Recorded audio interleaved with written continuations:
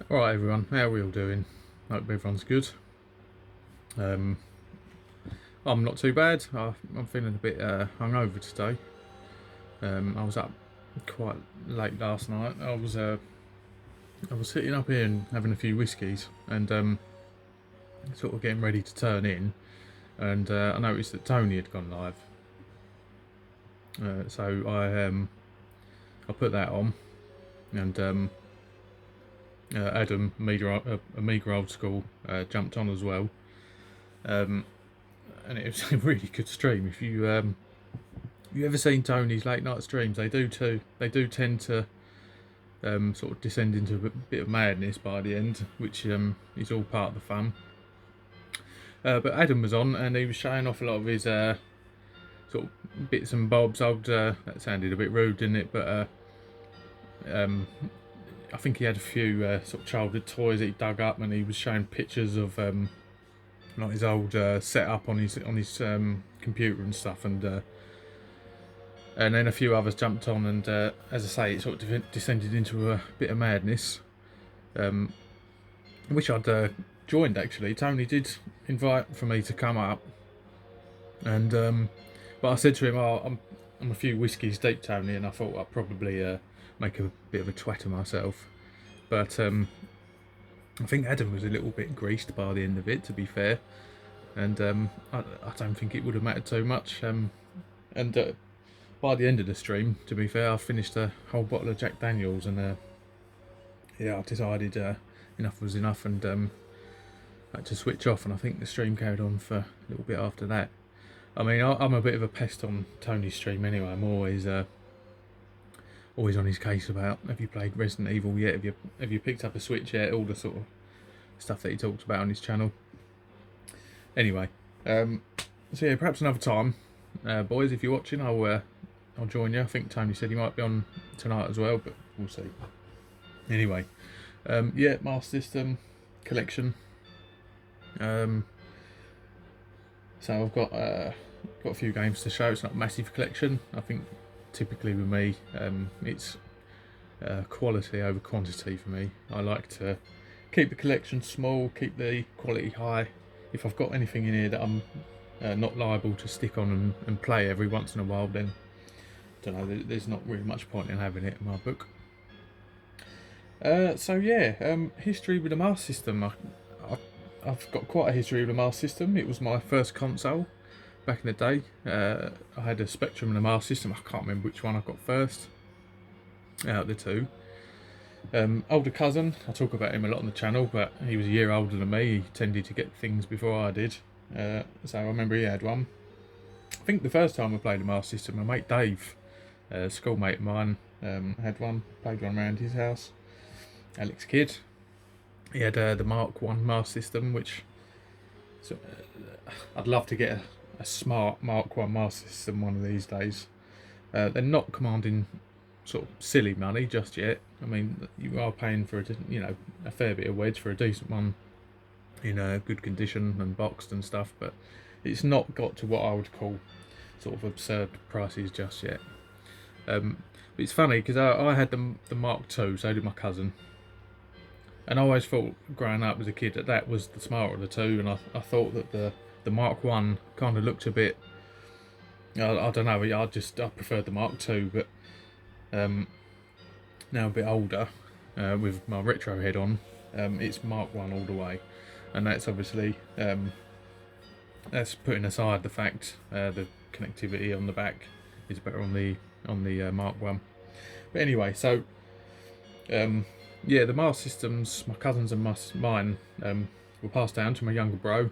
He's got them both now. He's got sort of a collection of both mine and my cousin's old games. I've actually got a picture on my phone, and I'll try and put it in either now or at the end.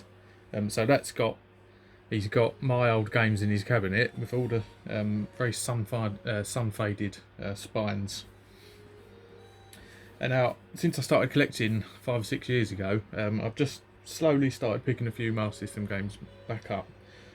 Some that I originally had back in the day, some that my cousin had, or some that we rented, because round where he lived, a rental van used to come around. It didn't come around my area, unfortunately. But he had the van around his area, and we'd rent games off the bloke. Probably couldn't do it anymore. That sort of business these days, could you? A van sort of turning up and kids jumping in the back of it and whatnot. But I remember the guy was he was a nice guy. I think the business was called Circles, and he had like a little red, perhaps what would have he had? Like a sort of little VW size van. And yeah, so some games we never owned between us, but we'd rent them and play them a lot, and that's become part of the nostalgia. So I've waffled on long enough. I'm going to show some games. There's been a lot of Mars System videos lately on the tubes, which I've really enjoyed. I think Rob Champion 2D did one recently. Did a Mars System collection. Martin as well. Get Who he did a. He's I really enjoy the way he collects for the Mars System. He's got some good collecting sort of methods, that guy. And he's got a really good Mars System collection. So it's kind of wetted my whistle a little bit to do a Mars System collection video. So let's get cracking. Right. So where else to start but Sonic the Hedgehog? Now, I agree with people who there's a small sort of section of the community, if you like, who rate this the best Sonic game, better than the Mega Drive version, and I have to agree. It could just be the way I play Sonic. I don't play at any sort of pace. I'm definitely not a speed merchant on Sonic. I kind of play it. I'm a bit sort of more cautious and play it like a Mario game, I guess. But this is the one I've got the nostalgia for. And if I'm going to play any Sonic game today, and I did have a run through this not that long ago, it's going to be this one. Sonic's not really aged all that well with me. I'm not too bothered about the Mega Drive versions of the game. This is the one for me. Sonic 2, I'd like to pick that up at some point as well. Had that back in the day. But this will always be the one I pick up and play. All these have got manuals, all these games. They're all in these, all the manuals are in these protective sleeves as well, which I noticed a few people are buying. And I think the first person I saw with these was Danester. And I thought, that looks that bollocks on the manuals. So got myself a load of those. Right, next game is the physical, and I don't see this often. It's the obviously the cartridge version of Alex Kidd. I had Alex Kidd built into my Mark II Master System, so it was good to kind of get my hands on a physical copy, because as I say, I'd like to pick up a Mark I. I'm currently playing my Master System games on the Mega Drive through the converter, but yeah, at some point I'd like to grab the Mark I. This is the only Alex Kidd game I've ever played. I know not everyone likes it, but I've got a lot of nostalgia for it, and I think it's a good game. I can't remember if I've ever completed it. I'm not sure. I know I've completed Sonic. Not sure about that one. Right, next game is... This is probably one of my favourite Master System games. I used to just hammer this as a kid. Again, don't think I've completed it. I think I could get to the last boss and then couldn't get any further. And when I've played this recently, yeah, it was the same deal. I couldn't beat the last boss. And it is Shadow Dancer. I think the first level is pretty close to the arcade game. I'm not sure as you sort of progress through the game whether it sort of stays true to the arcade, but it's a very different game from the Mega Drive version, and this is my favourite. This is a quality game on the system. This, yeah, if you've got a Master System, you need this game. Next is a game that I completed recently. I've started working from home, I'm sort of mostly based at home with a little bit of driving out into the community now and then, and a bit of a quiet day one afternoon, and I sat and smashed this out, and it's Castle of Illusion. Complete this in about 2.5 hours, and it was the first time I played it since I was a kid. I've not gone back to it. I always remember it being a good little platformer, and it was good fun to play for it again. So it must be, I'm 37 now, so I'm thinking I've not played this game for 20, maybe 25 years, best part of 25 years, maybe a bit more. Not too sure. Possibly a little bit short for some people's tastes, but I play a lot of modern games now, and I mean, I've just ground out Last of Us Part 2, and yeah, that was a real grind. I kind of got bored with that very quickly, but I just couldn't put it. I wanted to stop playing it, but I just carried on and smashed my way through it. And I was talking to James as well, Flashback. He had the same experience with the game, and I'm in full agreement. But anyway, so this might be a bit short for some people, but for me, I mean, to be able to smash out a game, finish it in 2.5 hours, that suits me down to the ground, I think. It's just a fun game, this. Not played the Mega Drive version, probably good as well, but this is the one I've got nostalgia for. So that's a definite reco from me. Right, next game is Asterix. This is this is a surprisingly sort of deep platformer, this, if you've not played it, because you control both Asterix and Obelix, and they've both got sort of different abilities and attributes. So you might find yourself sort of not able to, sort of struggling on a level, and then you switch out and play as the other guy, and sometimes it sort of, that guy's more suited to the level. Now I got to it says this is an 8-round game, this one, and I got to the end one afternoon not too long ago, and it took a while, and then I kind of had to go and do something else, and I was a bit fatigued, and I stopped playing it. I just switched it off. I thought, well, I'm not going to come back to this, and then a couple of hours later I've sort of done what I had to do, and I wish that I'd not switched it off. I wish I'd left it on pause. So I'll go back to it and finish this, but yeah, this is a classic. Used to play this a lot as a kid. I think cousin owned this one. So yeah, that is a definite recommendation. I've not played any of the other Asterix games. This is the only one, and that's enough for me, to be fair.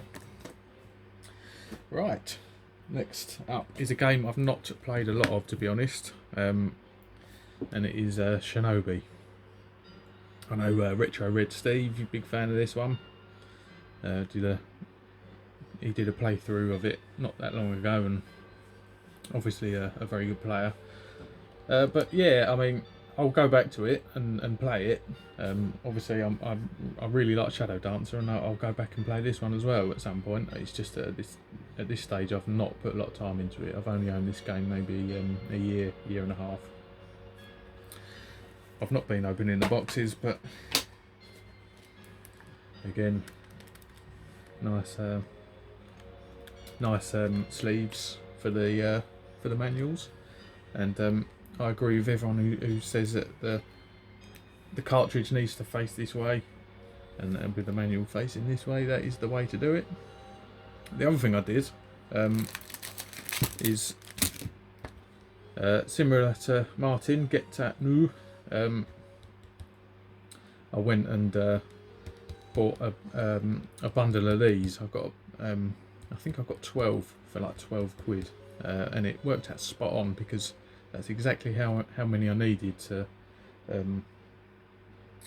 put one in each of the cases that needed one. So I was well happy with that. And I'll just These are good, these wallets. I do recommend them.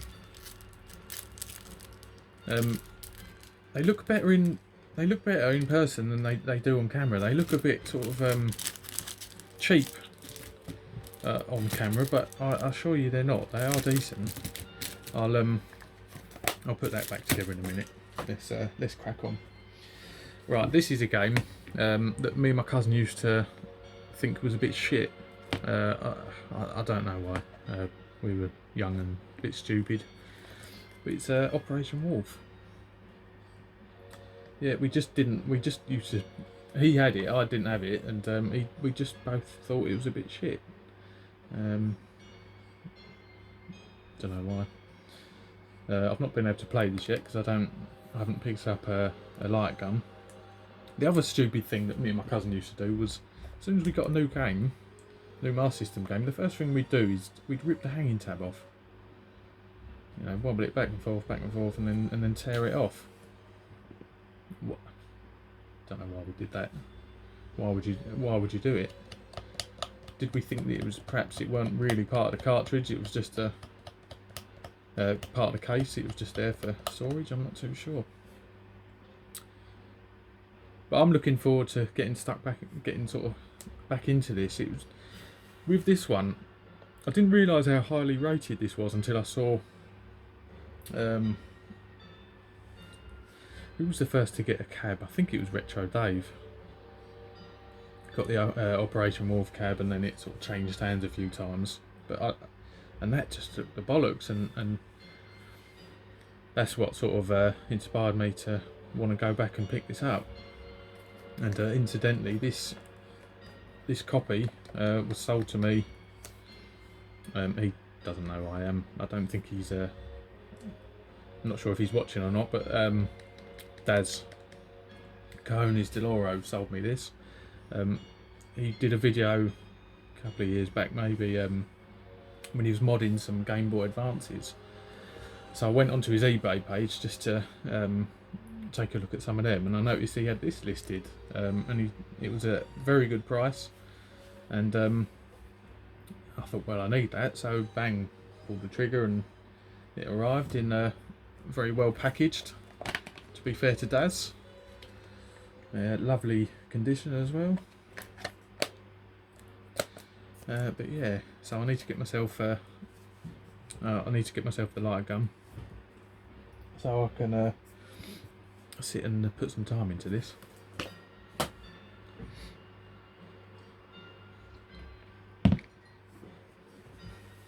Right, next game. I can't remember if we owned this one or we rented it, but it's Rampage. I've not put a lot of time into this since I've bought it back, but we used to hammer it back in the day, and I'm hoping that it holds up like I remember it.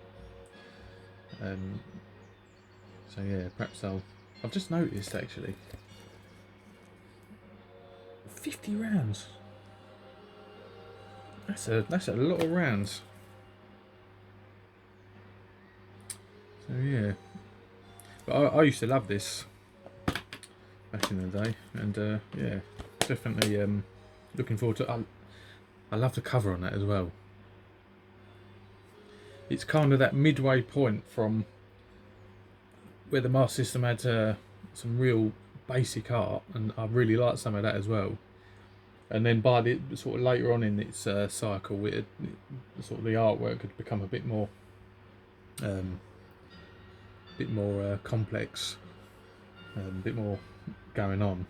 And then there was kind of like a midway, sort of midpoint as well, where the grid still the big the boxes before they sort of resize them down, and the sort of graphics on the front were kind of sort of halfway between what they were and what they ended up being. Anyway, yeah, let's move on to the next one.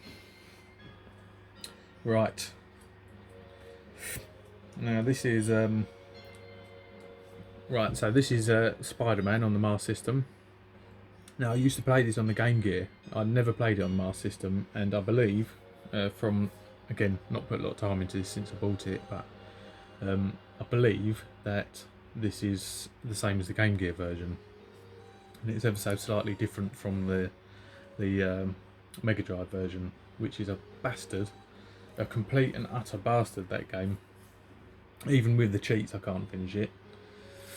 But yeah, looking forward to playing this.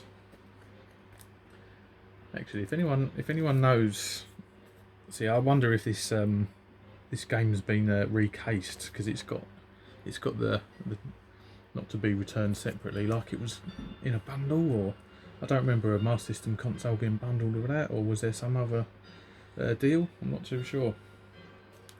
If anyone knows, do let me know.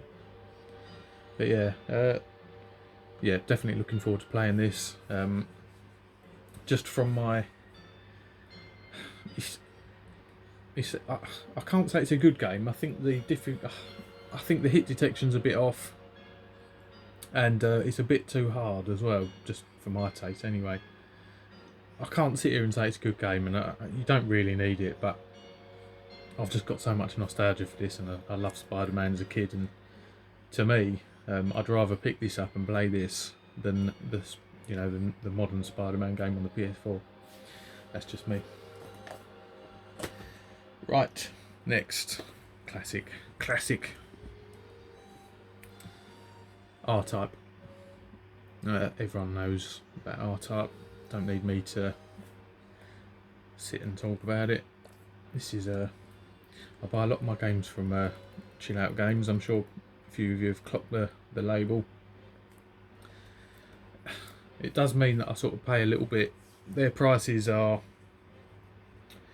a little bit over what you can find the games cheaper elsewhere if you sort of hunt around. But I don't know, I just always go back to them. I think it might be a way to kind of limit. I mean, otherwise I could sit and get lost on eBay all day. So I tend to wait until things come up on Chill Out. And I've kind of got to know and trust their sort of grading system, where they sort of describe the quality of everything. Their pictures don't always tell the full story, but as I say, always trusted their sort of description of items, and they package it well enough, and yeah, I just always go back. So yeah, R-Type, this is definitely my most nostalgic version of the game, the one I've put most time into. It's still as hard as all balls. There you go. Next up is this is a weird little platformer. This used to play this a lot. I only had a little go of it to test it since I've had it, and so therefore I remember this being really good and different. I've only tested it, as I say, played it for a few minutes just to test the cart. So I'm not sure that it holds up. It doesn't go for a lot of money anyway. So, but yeah, I'll put some more time into that, and I remember quite enjoying it as a kid. It was a bit different. And just for some reason I wanted to add it, but it's definitely not. Look at it on YouTube, make your own mind up. It's not the best game, but I think I've made the decision that I'm gonna buy back most of the games that I had as a kid, if not all of them. My brother said to me enough times, look, if you want any of your old stuff back, just have it, but I wouldn't do that to him. Not after I took back what did I have back from him? I gave him my copy of Majora's Mask to look after. Well, the box. I had the cartridge still in a shoebox, but for some reason I gave him the cardboard box. like years and years ago, and then when I started collecting, when I started buying this old stuff back 5 or 6 years ago, I kind of had it back from him. And also he had my copy of fucking hell, I have had a late night, so you have to excuse me rambling. He also had my copy of Zelda on the GameCube as well, Twilight Princess, which I had back. So although he was like, "Yeah, go on, have it," inside he was probably thinking, "You bastard." But yeah, so he's offered me all my bits back, but I said, "No, you hang on to them. I'm happy for him to have them. They'll pass down to him." But I'm buying a few back. Next is a game that I've not had. I didn't have this as a kid, but it's obviously highly rated and by a lot of people. And I saw this cheap in a shop somewhere and picked it up. And it's the Ninja. So as I said, I do like my Shadow Dancer and all that.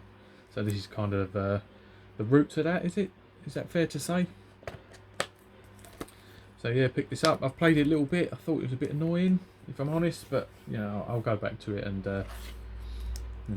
I think with these games sometimes, if you stick them on for 20 minutes, it's not always enough, and you do need to stick with them. Right, we're getting into some good stuff now. So let's kick off with Ghouls and Ghosts. Look at that! Look at the artwork on there.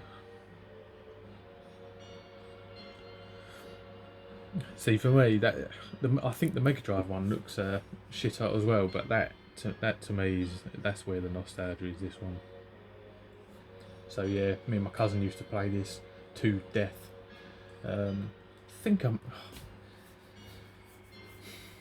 want to say I've completed it. I'm not certain that I have. We've certainly got through where I think this is a bit more of a forgiving version of Ghouls and Ghosts.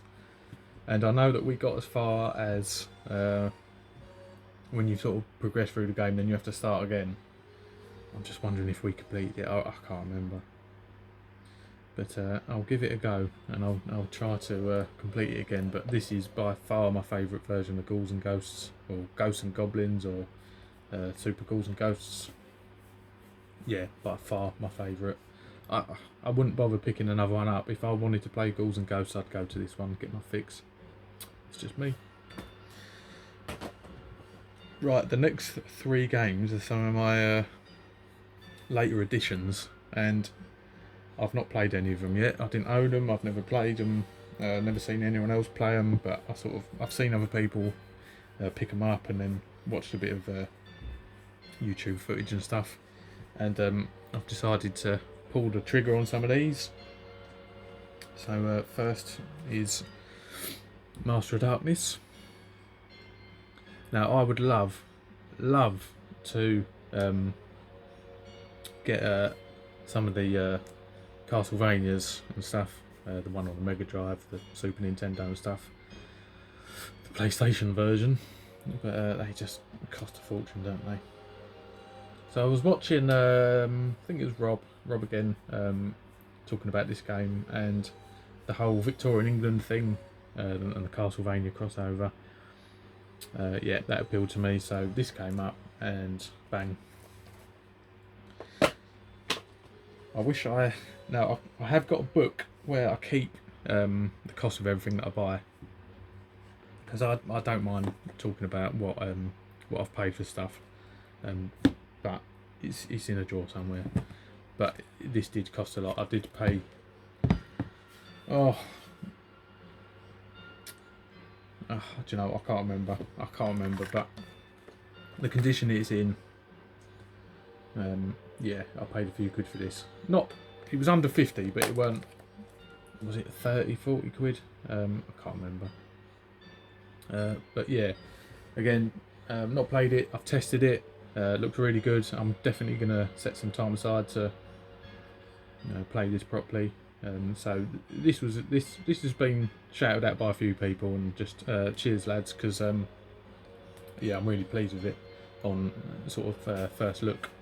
So yeah, really looking forward to playing that. The next one, again, it's another, as I said, with these next few, I've not played them, and oh, bear with me.